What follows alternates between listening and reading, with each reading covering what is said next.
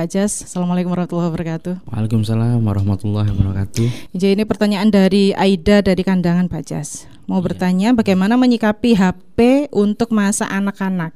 Jadi kan kita harus mendidik anak sesuai zamannya. Sekarang era digital. Menurut Ibu Aida ini penting juga untuk mengenalkan anak dengan teknologi. Nah ini bagaimana, karena juga was-was kalau kecanduan HP. Bismillahirrahmanirrahim. Terima kasih Ibu Aida ya. Begini, jadi kalau kita bicara pendidikan anak, ya sama dengan konsep pendidikan itu cakupannya memang sangat luas sekali ya. Ini hal-hal dasar yang perlu saya sampaikan sebelum mungkin menjawab pertanyaannya Bu Aida secara spesifik, bahwa pendidikan yang holistik itu, menyeluruh itu, sederhananya itu dibagi dua. Yang pertama fundamental dan yang kedua operasional. Nah ini kenapa kok dibagi dua gitu? Untuk mempermudah orang itu menggolongkan mana ini sebenarnya masalah yang perlu terselesaikan. Karena selama ini bahwa seringkali orang itu berpedoman kepada operasionalnya. Oh, cara menyelesaikannya A, padahal mohon maaf karakteristik anaknya itu ternyata B. Ini nggak sesuai. Untuk itu maka butuh yang disebut dengan fondasional. Apalagi di era disrupsi ini ya, bagaimana informasi di internet itu sangat banyak sekali. Tentu solusinya sangat banyak macamnya. Yang cocok mana? Ini tugas berat orang tua. Gitu. Jadi kalau ditanya bagaimana kemudian anak saya ketika HP ini bagaimana cara pengenalannya, tentu secara umum kalau saya berpendapat ya harus, tetapi bagaimana kita mengenal metode itu yang menjadi kajian di pendidikan anak di keluarga. Metode apa yang tepat untuk mengenalkan HP atau teknologi kepada anak-anak, itulah yang disebut dengan operasionalnya. Tetapi fondasionalnya sangat banyak ya. Maka kalau saya sebutkan seringkali orang tua mengeluh, ini ya berat jadi orang tua. Ya memang gitu. Karena menjadi orang tua tidak cukup satu disiplin ilmu. Kalau saya mengatakan agama itu belum cukup loh untuk menemani anak. Ini banyak yang protes. Saya sering menyampaikan itu, bukan kok kemudian agama itu sempit, bukan, tetapi kebutuhan hidup hari ini itu bukan hanya sekedar pemahaman keagamaan, kecuali kalau agama difahami secara universal. Tetapi jarang hari ini kan orang memahami keagamaan itu kan melulu, mohon maaf, pada aspek-aspek berkehidupan yang sifatnya soft skill. Kalau hard skillnya kan tidak menyentuh. Kan tidak ada. Seharusnya agama itu soft skill dan hard skill juga gitu sebenarnya gitu. Tidak, jadi begini, maksud saya bahwa kalau agama itu sudah berperan melandasi anak pada soft skill dan karakter, maka hard skillnya itu peran keilmuan lain yang disebut dengan ijtihad. Kan kalau Rasulullah menyampaikan antum alamu bi umuri dunyakum, itu berarti kan bahwa aspek ijtihad, hard skillnya berupa apa?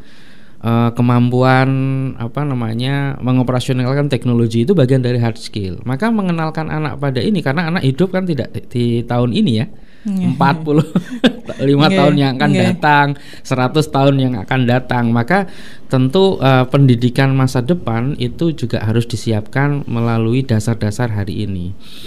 Jadi kalau Bu Aida tadi menanyakan bagaimana mengenalkan HP, perlu banyak hal yang perlu dilihat. Pertama, mungkin umurnya berapa, kedua karakteristik putranya bagaimana, sehingga itu bisa menemukan pola yang sesuai. Tetapi beberapa hal yang saya pelajari itu ada istilahnya kata kunci ya, untuk supaya anak-anak ini atau orang tua tidak perlu belajar sangat banyak terkait dengan teori, itu urusannya para ahli.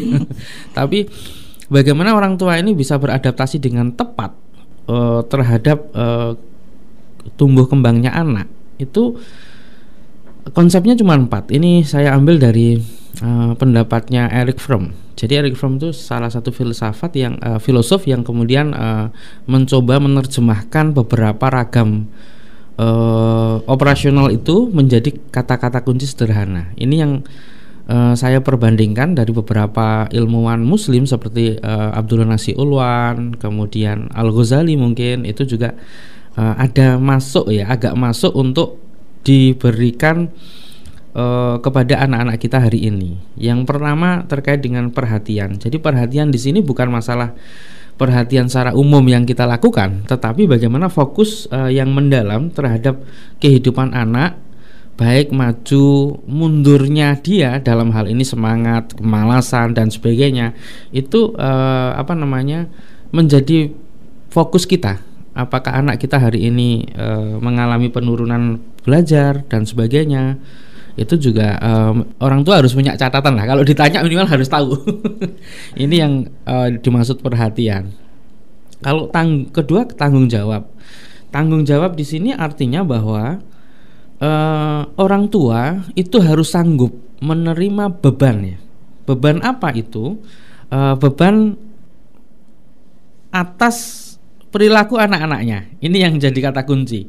Kadang orang tua sering diuji kesabarannya terhadap perilaku anaknya yang kurang baik. Kalau anaknya baik, bangga kita. Sudah menerima sudah wajar. Tetapi ketika anaknya mohon maaf melakukan kesalahan, mampu nggak orang tua itu menjadi tameng anaknya? Dalam hal ini adalah menerima anaknya apa adanya itu, menerima dia dengan sikap terbuka, mendialogkan dengan baik. Itu bentuk tanggung jawab. Selama ini kan justru anak tidak punya teman karena orang tuanya ikut seperti menghukumi ya. Tameng dalam hal ini bukan membela kesalahan, tetapi menerima kesalahan itu untuk diperbaiki lagi. Nah, ini adalah pola tanggung jawab. Tentu berusaha untuk mencari solusi terkait dengan permasalahan-permasalahan itu. Yang ketiga rasa hormat ya. Jadi orang tua juga harus punya rasa hormat kepada anak. Dalam hal ini adalah memandang anak sebagai pribadi yang utuh, tidak boleh membandingkan. Jangankan pada orang lain, saudara sendiri tidak boleh. Ini adalah kata kunci. Ini yang susah, Pak. Kakakmu dulu begini, kok kamu sekarang ini ya. Itu ucapan yang melemahkan dan tidak menunjukkan rasa hormat. Maka nanti impactnya banyak. Jadi anak itu harus selesai ya. Dalam Montessori menyamakan bahwa pendidikan itu harus selesai pada tahap-tahap tertentu. Mungkin membatasi umur ya. Kalau di dalam Islam mungkin umur 7 sampai 10 tahun kan kalau enggak sholat harus dipukul misalnya. Itu batasan umur. Batasan selama ini hanya dilihat dari aspek operasional saja tadi ya. Tetapi ada aspek-aspek substansi yang harus juga dilalui oleh anak. Seperti tadi, bagaimana kita mewujudkan anak. Kalau kita beri perhatian, kemudian anak lebih bertanggung jawab, lebih empati, itu adalah bagian-bagian substansinya nanti. Dan yang terakhir setelah perhatian, tanggung jawab, rasa hormat itu adalah pengetahuan. Jadi pengetahuan ini gini, kalau kita bertanya kepada anak, siapa orang yang paling tahu? Itu harusnya orang tua. Jangan sampai orang tua tidak tahu. Nah, jadi kalau ada pengetahuan anak dari luar, itu sifatnya pengayaan. Jangan sampai juga orang tua tidak memfilter. Orang tua eksklusif atau tertutup itu juga tidak baik untuk anak. Artinya dia merasa benar terhadap penilaian anaknya. Setiap orang tua pasti juga punya kelemahan terhadap penilaian anak-anaknya. Maka mendiskusikan anak terkait perkembangan tumbuh kembangnya di pendidikan itu wajib dilakukan oleh orang tua. Tetapi juga harus difilter. Setelah kita tadi menghargai anak sepenuh hati, kemudian kita mengetahui bagaimana kelemahan dan kelebihan anak, itu akan membuat orang tua lebih memiliki rasa sabar.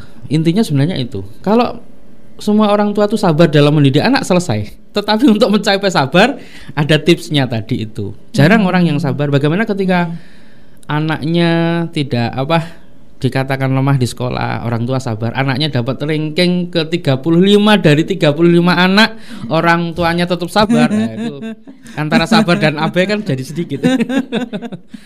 Gitu. Jadi ini perbandingan. Kalau ini yang nanya kan HP ya. Kalau Bu Aida mungkin putranya masih 1, mungkin masih belum punya perbandingan. Tapi kalau sudah punya putra 2, nanti akan ada perbandingan antara percepatan belajar dan sebagainya. Nah, ini akan diuji bagaimana kecepatan anak menangkap pembelajaran, atau tadi empati, atau penggunaan HP dan sebagainya. Jadi tipsnya kalau HP ya cukup pertanyaannya dijawab dengan nomor 1 saja, perhatian saja. Perhatian berarti mampu orang tua menemani anak. Yang jadi problem kan waktu juga, karena memang problem keluarga di setiap keluarga berbeda. Ada yang problem ekonomi, maka waktu itu akan tersita untuk itu. Ada yang problemnya ekonominya enggak, tapi ibunya sibuk. Tentu ini juga waktu juga. Maka kalau nonton HP ditemani sama ibunya, ditemani sama ayahnya, bergantian, bersepakat, saya kira tidak ada masalah. Karena yang jadi problem itu ketika HP itu dilepas, anak punya kecenderungan gawai atau bagaimana dia tidak bisa lepas dengan gawai karena mainnya berlebihan dan tidak ditemani, tidak diedukasi. Kalau diedukasi bisa. Sebenarnya usia berapa Pak Jas untuk batasan anak mulai bisa diperkenalkan dengan HP? Oh iya, jadi kalau melihat kalau anaknya di rumah kita relatif untuk bisa mengatur ya, di masa pandemi begini relatif bisa mengatur. Tetapi kalau anaknya itu bergaul dengan masyarakat, maka jangan sampai anak itu tahu gawe dari lingkungannya. Jadi keluarga harus mendahului dulu. Itu yang jadi kata kuncinya. Jadi kita tetap kontekstual, artinya anak sekolahnya di SD atau MI kelas 1, di situ temannya semuanya udah bawa HP.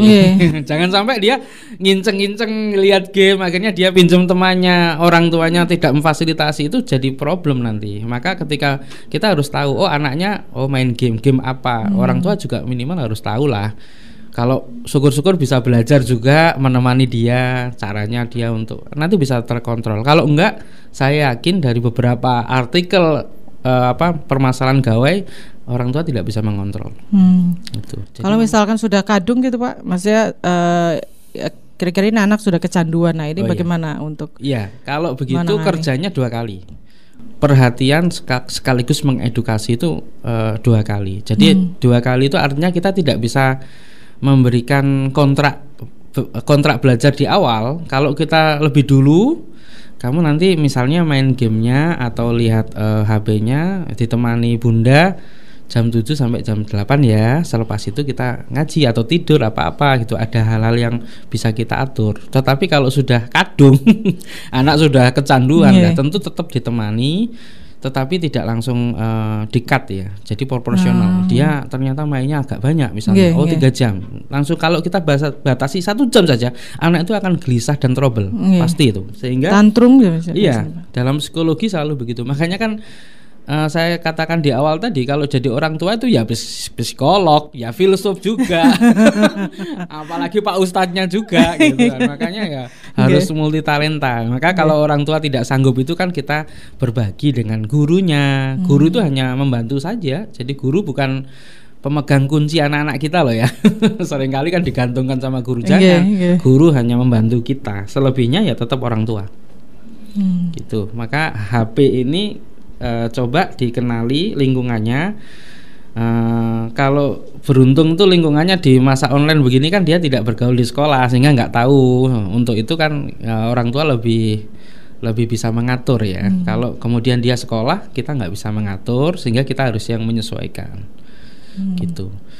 Sejauh pendapat ini ya, saya mengutip dari beberapa pendapat baik psikolog, saya merangkum itu bahwa ketika perhatian itu ada, kita lebih mudah untuk mengalihkan di kegiatan lain. Kegiatan misalnya peragaan motorik, mengajak dia menggambar, macam-macam, menyibukkan dia. Sebenarnya HP yang bikin kecanduan itu karena dia merasa nganggur saja. Bahaya kalau anak sudah nganggur main HP. Harus minta orang tua untuk cari kesibukan buat anak. Iya. Tapi ini sekaligus support ya kepada Bu Aida, bahwa ketika anak kita sudah mengenal HP dan paham misalnya kegunaan game, paham bagaimana mengakses teknologi, itu nanti ke depannya kalau dia tuntas ya, itu di usia selanjutnya dia akan sangat mampu memanfaatkan gawai. Itu menjadi penting juga. Kalau dia tuntas misalnya kelas 6 SD dia tuntas, maka SMP itu dia kegiatannya tidak ngegame lagi. Misalnya memanfaatkan Corel Draw atau Sketch atau apa untuk gambar, untuk kalau dia hobi gambar ya, atau programmer kalau dia kemudian terinspirasi bikin game, itu sudah begitu. Itu kalau tuntas. Jadi saya ibaratkan setiap orang tua kan begini. Yang paling mudah adalah toilet training. Ya. Nggih. Itu kan beda-beda anak ya. Sampai Nggih. apa orang tua sabar apa enggak? Bagaimana treatmentnya kan gitu. Nggih, ada yang gampang, ada yang susah. Oh iya. Kebanyakan susah kayaknya. Enggak. Timing. Oh. Ada yang timing. Jadi orang tua tuh begini, berapa kira-kira anaknya selesai toilet training kan gitu ya. Ada yang serius sebenarnya masalah timing ya, Pak? Masalah timing. Kemudian mensondingkan. Terburu-buru enggak? Nah itu bagaimana berkomunikasi enggak, keberhasilan komunikasi itu kan juga didukung sama lingkungan keluarga kan gitu. Bagaimana ayahnya support, ibunya support, mungkin kalau ada mbahnya ya mbahnya support sehingga anak ini bisa landai. Kalau toilet trainingnya itu selesai dengan baik, maka sikap yang lain akan mengikuti pasti. Ya ini sudah rumusan ya, rumusan keterselesaian pendidikan tadi ya, awal pengenalan. Kelihatannya hal remeh loh. Tapi ternyata sangat. Iya, sekarang pertanyaan, anak itu selesai pakai pampers usia berapa? Atas kesadaran orang tua apa anaknya atau paksaan kan kita nggak tahu. Yang baik kalau yang dikatakan selesai anaknya sendiri yang bilang, aku pengen nggak pakai pampers, terus tidak ngompol bu. Kalau dia ngompol berarti nggak selesai. Ada sesuatu yang kurang. Nah, cara bikin selesai itu bagaimana, Pak? Itu kalau itu kan gini ya, orang tua itu kan biasanya sering melihat berhasilnya, tetapi caranya nggak diperhatikan. Jadi mensondingkan. Jadi toilet training itu salah satu impactnya atau dampaknya adalah bagaimana berkomunikasi baik terhadap anak. Kamu sudah mulai besar, sudah mulai berjalan, kira-kira kalau bepergian kan sudah tidak boleh pakai pampers dan sebagainya. Kira-kira kamu mau selesai pakai pampers kapan? Bahasanya begitu, tapi dengan bahasa ibu ya. Gimana? Tapi nggak langsung lepas terus pakai pampers. Kamu nyaman nggak sih pakai pampers? Teman-teman nggak pakai pampers, terus kamu mau gimana? Gitu terus saja sampai dia kemudian punya kesadaran. Kalau dia sadar terkait dengan bagaimana saya harus selesai melepas pampers, pasti nggak ngompol. Tapi kalau kita paksa, sudahlah ini sudah 3 tahun kamu ini, duitnya bapak udah habis ini. Itu akhirnya nggak selesai. Saya punya 2 anak, yang satu selesai, yang satu tidak. Saya punya 2 anak, yang satu akademisnya selesai, yang satu akademisnya cepat, yang satu lambat. Jadi ini kan. Nah itu faktornya kenapa ya? Kalau akademik ini gini, kalau ke akademik ini heredity ya, bawaan ya. Jadi ini orang tua harus memahami. Jangan mentang-mentang lahir dari rahim yang sama, bapaknya sama, terus pola asuh juga sama. Pola asuh sama, kan peristiwanya berbeda mungkin. Misalnya nih si kakaknya dia punya adik, rasa cemburu kalau psikolog bilang rasa cemburu dan sebagainya itu mempengaruhi pola keberhasilan dia dalam menempuh targetnya ya. Kalau akademik itu lebih kepada memang bakat. Jadi maka ini ujian orang tuanya ya jangan menyamakan. Si A kakaknya ya dibacakan buku 1-2 kali, dia tertarik, antusias, pengen minta adiknya dibacakan buku malah tidur kan. Ini nggak boleh emosi, karakternya berbeda. Tapi pasti ada sesuatu yang dia unggul karena dia misalnya nih, saya cerita pengalaman pribadi, si kecil saya karena dia nggak punya adik, perhatian kita fokus, diskusi, kemudian tidak ada peristiwa-peristiwa seperti pindah rumah atau apa, kita lebih fokus, kita mengajak dialog juga, semua hal yang berkaitan dengan kebutuhan, kemampuan dasar anak itu selesai. Dalam artian begini, toilet trainingnya selesai, dia melepas pampers dengan sendirinya, terus tidak ngompol sudah, karena dia punya inisiasi. Nenennya karena nggak diganggu adiknya, kita ajak sounding 4 tahun baru selesai. Ibunya yang saya motivasi, coba kita uji coba, kita suarakan. Tetapi yang berbeda dari itu, karena dia tidak dipaksa untuk selesai, empatinya sangat tinggi. Jadi mudah memahami. Ada kakaknya, misalnya ada kakaknya haus, dia yang ngambilkan minum. Terus ada orang nganggur, dia mencoba menanyakan. Itu adalah kemampuan-kemampuan karena dia sabar tadi. Ini tidak dimiliki kakaknya. Kakaknya akademiknya bagus tapi cuek, suka marah kan gitu.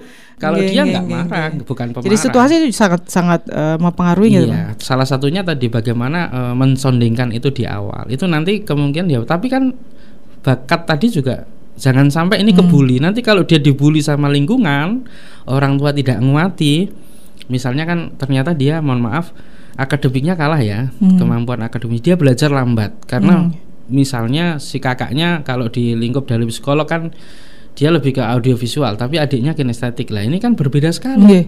Kalau kakaknya kita cukup kasih gambar udah dia paham. Adiknya kan kita harus main gerakan gitu kan. Nah semacam itu kan guru kan tidak mungkin memukul rata tentang itu. Pasti dia akan di kelasnya pasti nggak akan kompetitif seperti kakaknya.